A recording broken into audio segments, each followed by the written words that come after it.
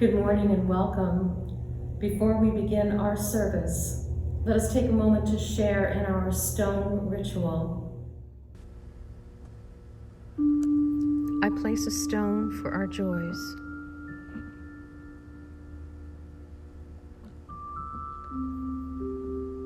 One for our sorrows.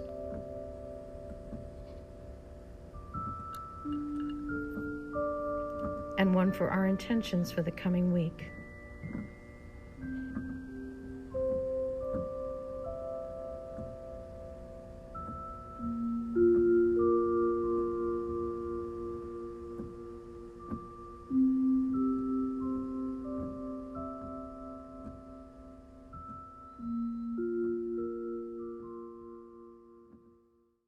The care team is ready.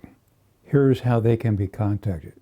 By email, care@uutampa.org, or call 386-846-1965.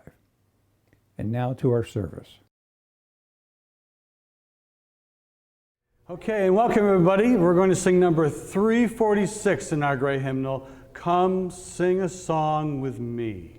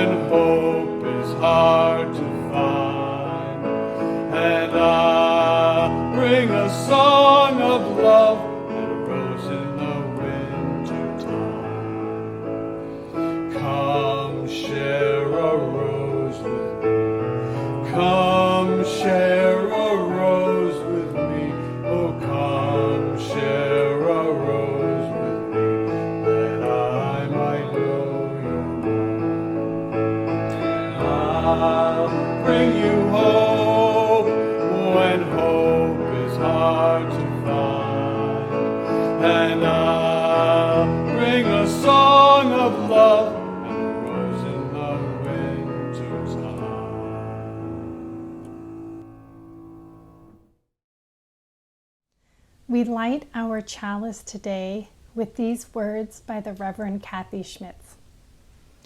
We march, we dance, we tiptoe and stomp. We walk, we run, we roll. We move through life, maybe fast, maybe slow. With grace perhaps, perhaps without. Sometimes together, too often alone. On the journey of life through which we move, let us reach out a hand and add a word of encouragement to those with whom we travel. For whether today is your day to march or dance, tiptoe or stomp or clap your hands, It is good to worship together. It's great to be with you today through the wonder of video. Thanks for having me. This coming Friday is May Day, and I thought today we might explore some of the stories and understandings of May Day. So May Day, what image does that conjure up for you? May Day, with maypoles and spring flowers? Or May Day, the International Workers' Holiday? Or perhaps Mayday, Mayday, the distress call, which comes from French for help me. It means someone's in danger, needs immediate assistance. In spite of my knowledge of the other two understandings, Mayday has, for me always, and I suspect always will, take me back to my small town in New Hampshire where I grew up.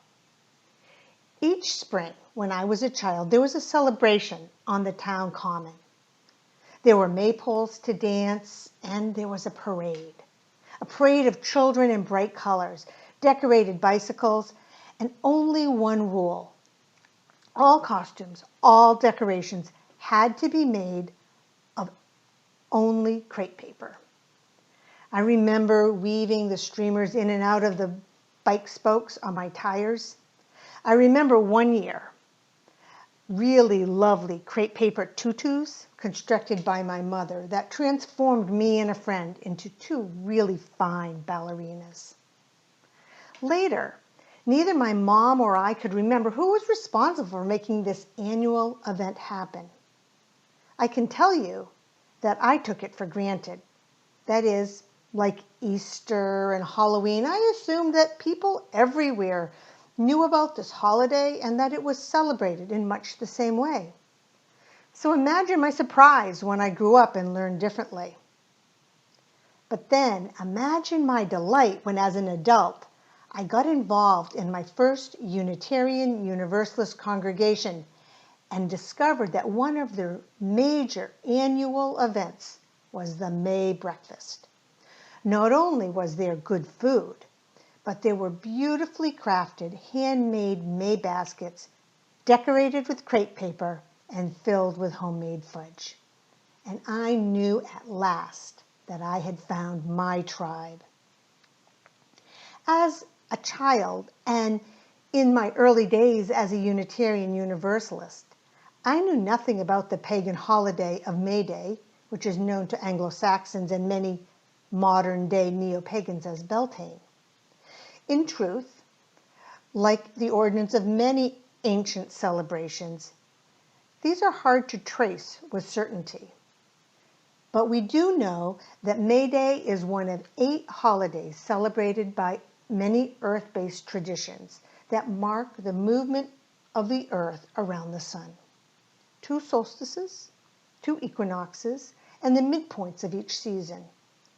Here in the Northern Hemisphere, May Day falls at the midpoint of spring, just as Halloween falls at the midpoint of autumn. If Samhain, near Halloween in the fall, represents the death of the god and goddess, Beltane, near May Day in the spring, represents their rejoining or rebirth. Green is the color of this festival, and there are legends of fairies that coax the world back to life, and flowers and maypoles and sacred fires. There's one interesting contrast to the seasons that I find in their door rituals. Think about it. At Halloween in the fall, we have trick or treat, when you open your door to find masked beings demanding treats. In the spring, however, you open your door and find mysterious beings have left baskets of flowers and sweets. Now, this isn't something we're going to be able to do this year for safety reasons, but I love the idea, and I hope maybe you'll try it another time. Spring is celebrated as the season of life's return, rebirth, and new possibility. Celebrations are all different, but typically they do have these themes of rebirth and fertility and sometimes a bit of, shall we say, romantic license.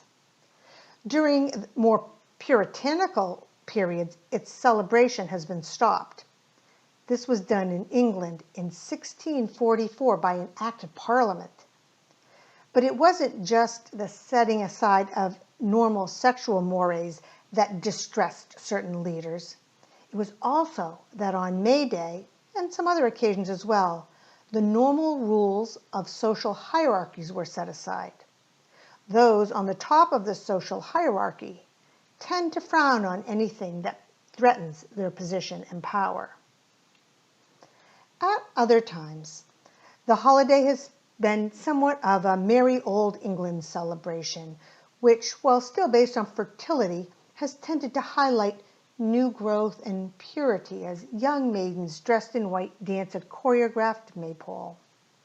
There are many ways to celebrate this time in the turning of the wheel of the year, and I wonder which ones you like best.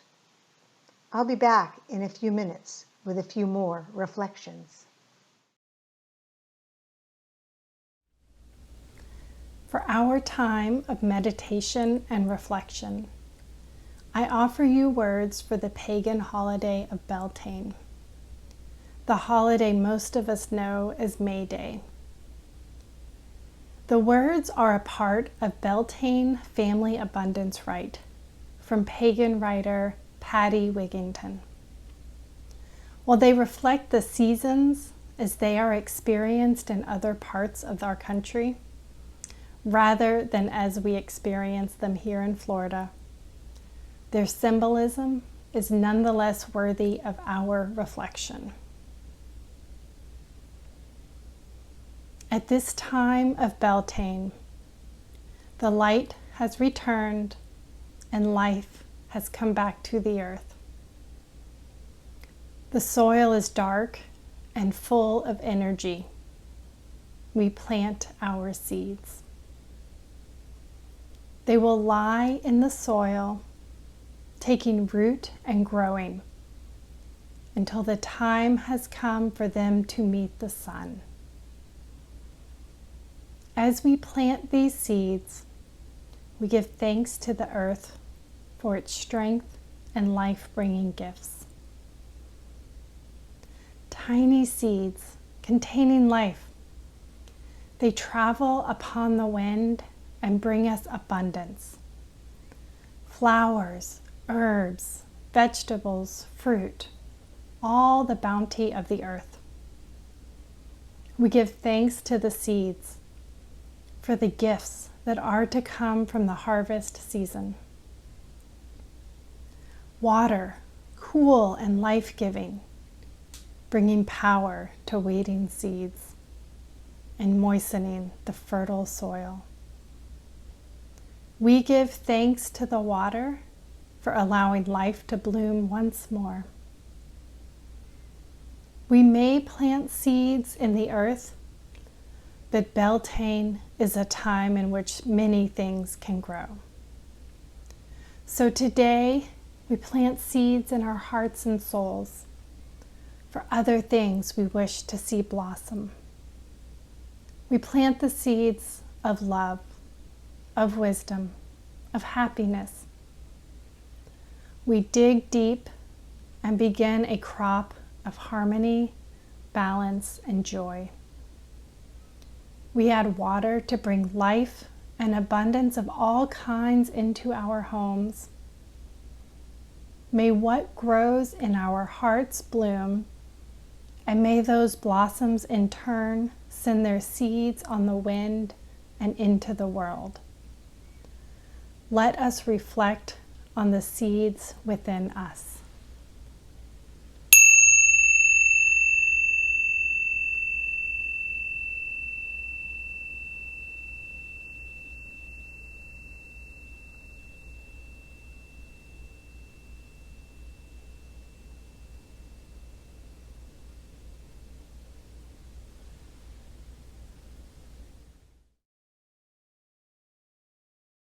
Our next hymn is it's 1009 in your teal hymnal. When I breathe in peace.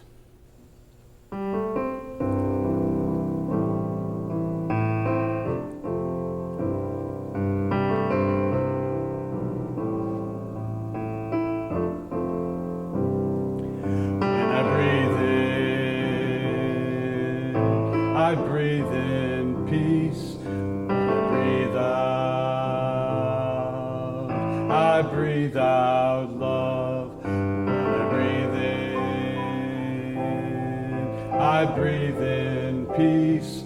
When I breathe out, I breathe out love. When I breathe in, I breathe in peace. When I breathe out, I breathe out love.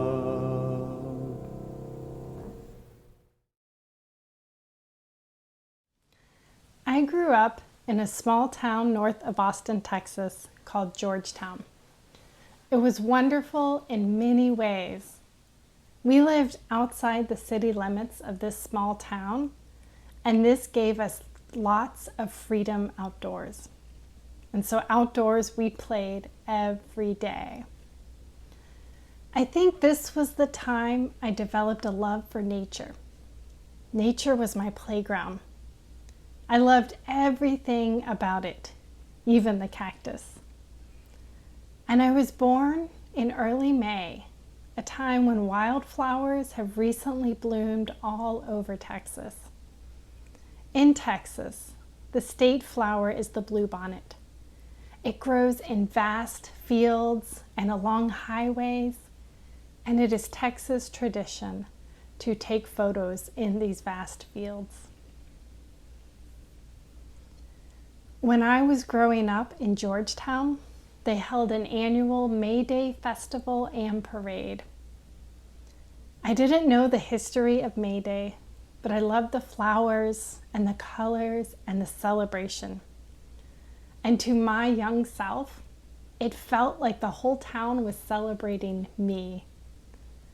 My birthday is May 6th, and so the parade was often the same week as my birthday. How lucky was I? At this festival, there was a parade and a maypole. One year, I was lucky enough to get to participate in this dance of the maypole. And it felt amazing. I got to wear flowers in my hair and everything. Weaving the maypole is not hard, but it requires concentration and practice. I didn't know much about May Day or Beltane, but I knew that being one of the maypole dancers was special. I had watched them years before in awe. And being a maypole dancer is a lot like being a Unitarian Universalist. You have your own ribbon, your own self, and with care and attention, you weave it together with others. Your ribbon and everyone else's is still visible, and when woven together, makes something else entirely. An intricate design created with coordination and care. All are important, and all make the whole what it is. If one ribbon is missing, or someone misses a step, the design will not be the same. And in this time of being apart, I hope you know that you are a valuable member of our community. We will not be the same without you. We need what you bring to our community. And sometimes we may miss a step and need to redo something, but that's okay. Together in community, we can do anything. To support the UUCT with your generous financial gifts, please go to the UUCT website and click on the Click Here link to donate. It will take you to our donation page, and you can securely make your donation to the church. Thank you.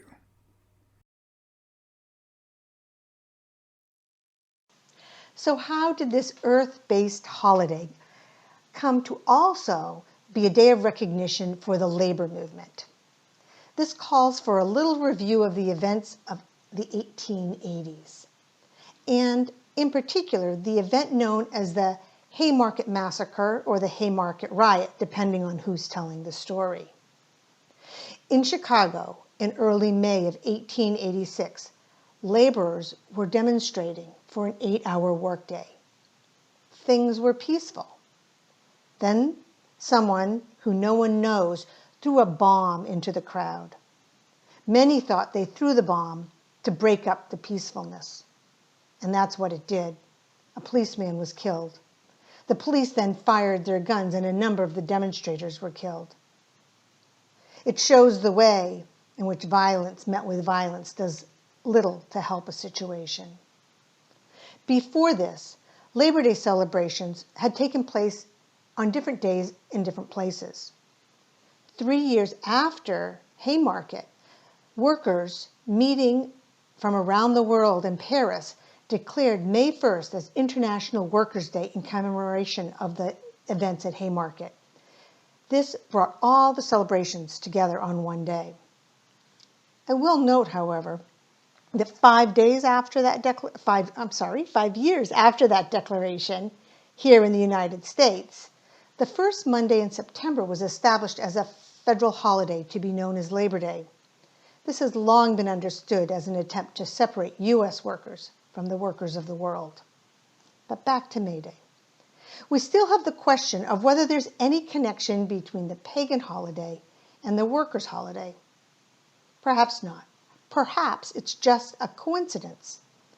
But some have suggested that because the long-celebrated pagan holiday was very much a people's holiday, that it was a natural choice for the workers' holiday. The ancient holiday was popular in the truest sense of the word, and as I mentioned earlier, it was a day when the normal hierarchies of social structure were turned upside down. Perhaps then it is a perfect day for a workers' holiday. And to connect to the third understanding of May Day, perhaps we could claim that people were struggling for better working conditions by calling for help. They were yelling, Mayday, Mayday, to tell everyone that they were in danger and in need of immediate assistance. But there's more than one kind of death, and I want to talk about a strike known as the Bread and Roses Strike of 1912. Women were striking, and they probably wished that they were striking in May instead of midwinter in New England. But strike they did. The strike began when new labor laws protecting workers prompted the management to demand more of workers in other ways, reducing their pay and speeding up production. Already on the edge of poverty and unwilling to live with increased dangers in the factory, the women went out on strike. The challenges were immense. Strikers were sprayed with water in freezing temperatures. Charged with loitering, they may have been the first to form moving picket lines. Traditionally, all male labor unions refused to work with them. Illness was rampant among the workers and their children. But while the challenges were immense, an equally immense organizing effort arose to meet the challenges. Without going into the full history, one of the most amazing things was that an organizing committee was formed with representatives of the 14 largest ethnic groups, and general meetings were translated into 25 different languages in an effort to unite across various immigrant groups. The demands of the strike had to do with pay and working conditions, but also with human dignity and quality of life. Though it may be partially mythology, it is said that it was not just bread they wanted roses too. James Oppenheimer wrote a poem inspired by the strike. It was set to music and even appears in our Unitarian Universalist hymnal. Let's listen to it before we continue with a responsive reading and one more reflection. It is sung here by RNA with the images from the Library of Congress. We are grateful to group member Rochelle Lockridge, who happens to be a Unitarian Universalist, for permission to include their YouTube in our service today. As we go marching, marching in the beauty of the day. A million darkened kitchens, 1,000 mill lofts gray, are touched with all the radiance that a sudden sun discloses. For the people hear us singing, bread and roses, bread and roses. As we go marching, marching, we battle too for men. For they are women's children, and we mother them again.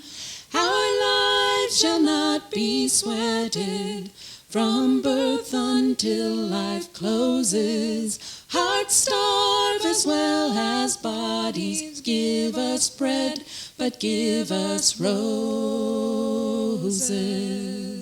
As we go marching, marching, unnumbered women dead go crying through our singing their ancient call for bread. Small art and love and beauty, their drudging spirits new. Yes, it is bread we fight for, but we fight for roses too. As we go marching, marching, we bring the greater days. The rising of the women means the rising of the race. No more the drudge and idler in that toil where one reposes, but a sharing of life's glories, bread and roses, bread and roses.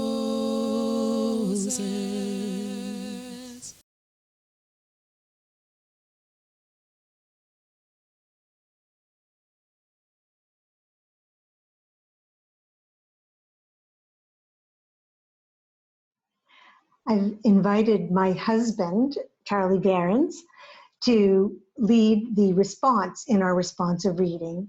If you'd like to, you can join him with the words in italics. To worship is to stand in awe under a heaven of stars, before a flower, a leaf in sunlight, or a grain of sand. To worship is to be silent, receptive before a tree astir with the wind or the passing shadow of a cloud. To worship is to work with dedication and with skill. It is to pause from work and listen to a strain of music. To worship is to sing with the singing beauty of the earth. It is to listen through a storm to the still small voice within. Worship is a loneliness seeking communion. It is a thirsty land crying out for rain. Worship is kindred fire within our hearts. It moves through deeds of kindness and through acts of love. Worship is the mystery within us, reaching out to the mystery beyond. It is an inarticulate silence yearning to speak. It is the window of the moment open to the sky of the eternal.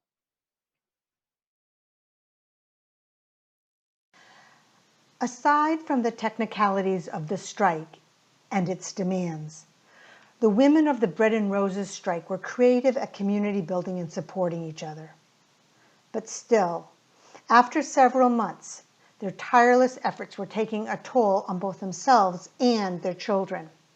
A decision was made to send their children out of town so that they could be safe and well cared for while their mothers continued their strike. On the train platform, as the mothers said goodbye to the children, they were attacked and beaten by police.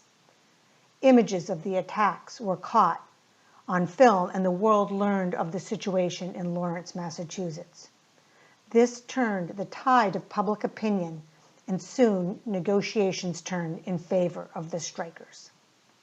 While their demands were not met in full, the gains were significant.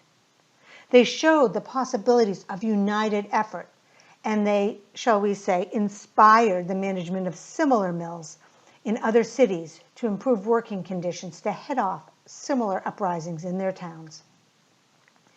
And while the cost of fair working conditions, both in this country and around the world, is eternal vigilance, it is inspiring to look at the stories of those who, under conditions that most of us can barely imagine, fought not just for bread, but had the imagination to fight for roses too.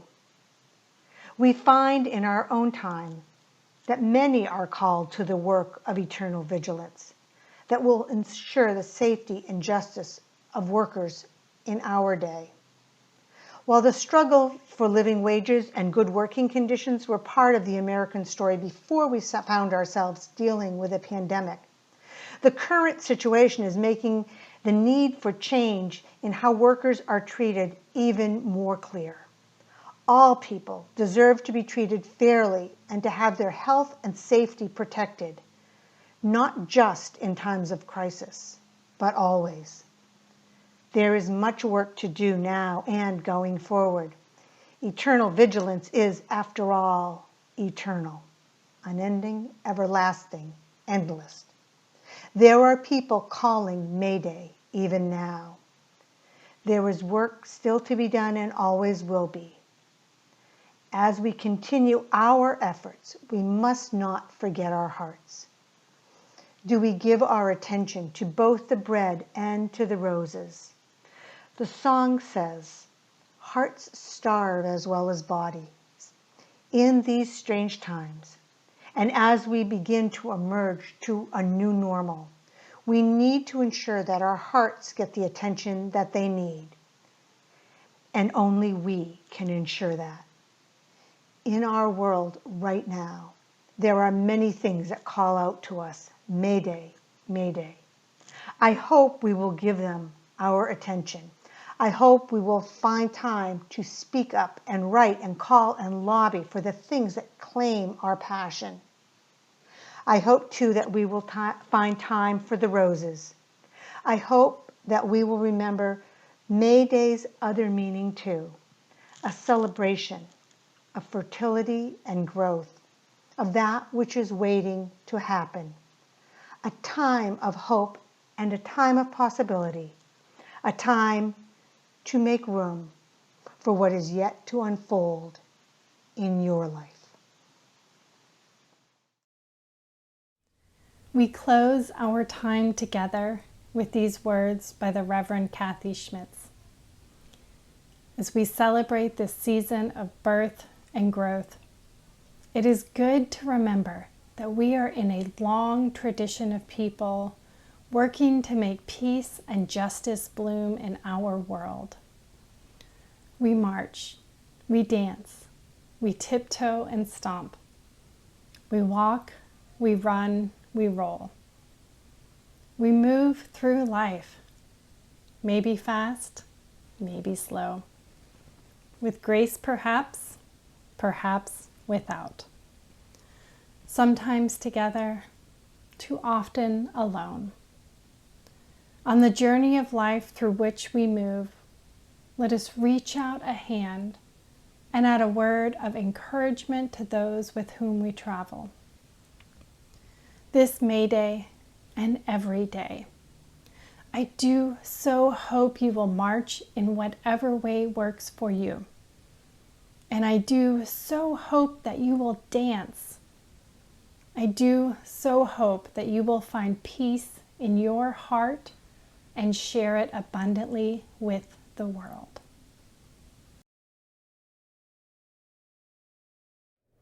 Hello, everybody. Our next hymn is number 168, One More Step.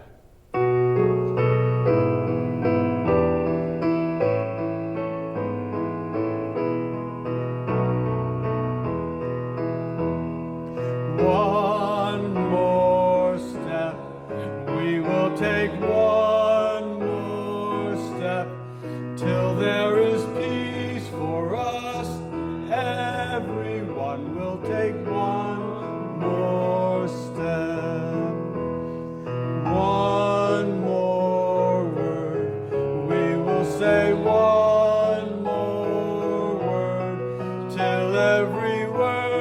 is heard by everyone. We'll say one more word, one more prayer.